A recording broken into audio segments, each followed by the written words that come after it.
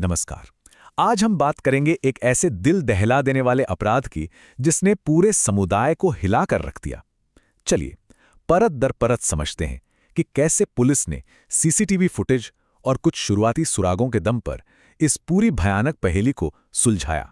और यही वो एक सवाल है जो इस पूरी कहानी के बीचों बीच खड़ा है। सोचिए, एक घर जिसे हम सबसे महफूज जगह मानते हैं, आखिर वो ही एक इतने भयानक जुर्म का गवाह कैसे बन गया? आइए इस केस की गहराइयों में उतरते हैं और सच्चाई जानने की कोशिश करते हैं। तो कहानी की शुरुआत होती है एक बिल्कुल आम सुबह से। एक ऐसी सुबह जैसी शायद हजारों घरों में होती है। लेकिन किसी को क्या पता था कि ये सुबह बहुत जल्द एक डरावने सपने में तब्दील होने वाली है। तो देखिए, सब कुछ रूटीन के हिसाब से चल रहा था। परिवार अपने रोजमर्रा के कामों में लगा था और सुबह का यही वो वक्त था जब घर में वो लड़की अकेली थी। और इसी वक्त को इस जुर्म के लिए चुना गया। और जैसा कि बाद में जांच में सामने आया, ये कोई इत्तेफाक नहीं था। नहीं, ये एक पूरी तरह से सोची समझी प्लानिंग का हिस्सा था। और यहीं से ये मामला और भी ज्यादा डरावना हो जाता है, क्योंकि जब जांच आगे बढ़ी तो पता चला कि जो भी अपराधी था उसे परिवार के आने जाने के, उनके पूरे शेड्यूल की एक एक बात पता थी। मतलब ये किसी अनजान शख्स का काम लग ही नहीं रहा था। ये काम किसी ऐसे का था जिसके पास, जिसे कहते हैं ना, घर की पूरी खबर थी। तो चलिए आप जरा उस टाइमलाइन पर नजर डालते हैं, उन चंद मिनटों पर जिसे पुलिस ने बड़ी मशक्कत से जोड़ा है। यकीन मानिए, यहाँ एक एक मिनट कीमती है और हर मिनट एक कहानी कहता है।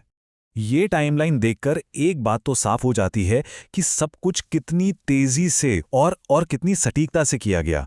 सोचिए, करीब करीब 1 घंटे के अंदर आरोपी का आना, घर में घुसना, हमला करना, लूटपाट करना और फिर वहां से निकल जाना। हर कदम एक पूरी प्लानिंग की तरफ इशारा कर रहा है।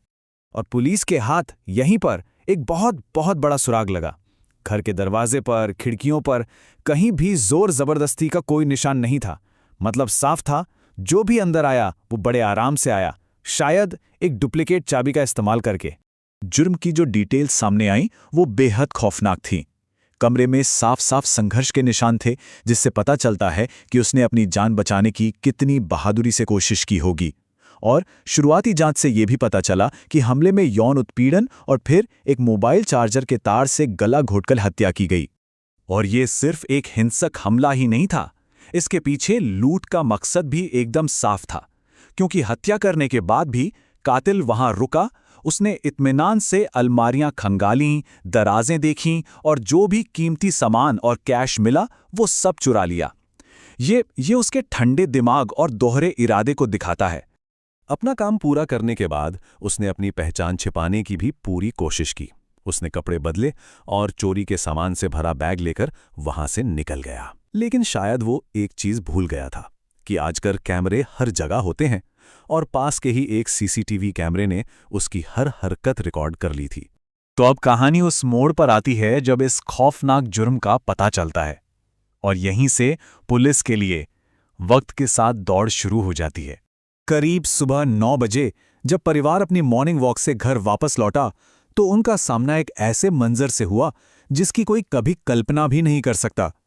और उनके एक फोन कॉल के साथ ही पुलिस की जांच आधिकारिक तौर पर शुरू हो गई। पुलिस ने मौके पर पहुंचकर बहुत ही सधे हुए तरीके से काम शुरू किया।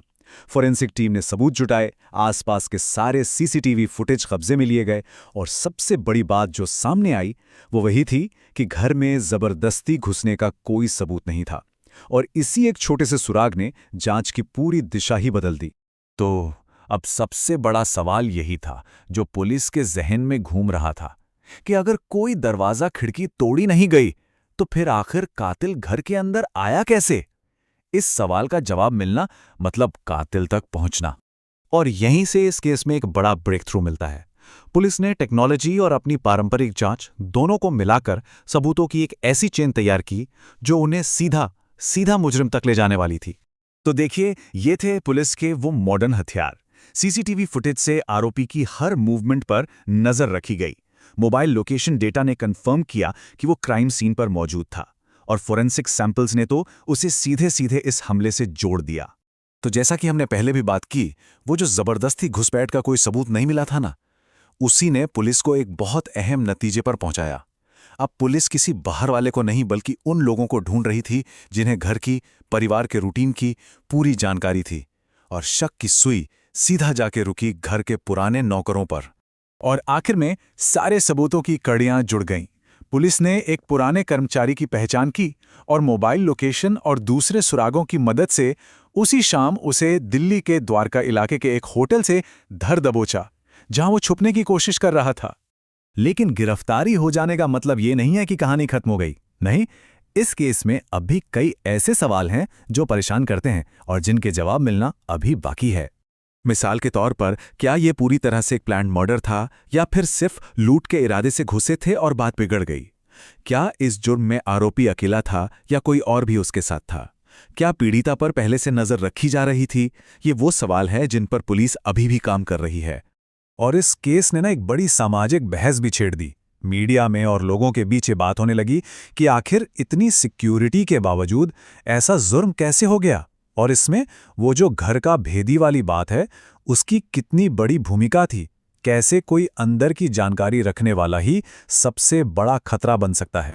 और आखिर में ये पूरा मामला हमें एक बहुत ही अहम सवाल के साथ छोड़ जाता है कि जिन लोगों को हम अपने घरों में आने देते हैं, जिन पर हम भरोसा करते हैं, उनकी बैकग्राउंड वेरिफिकेशन करवाना हमारी अपनी और हमारे अपनों की सुरक्षा के लिए आखिर कितना ज्यादा जरूरी है, इस पर सोचना बहुत जरूरी है।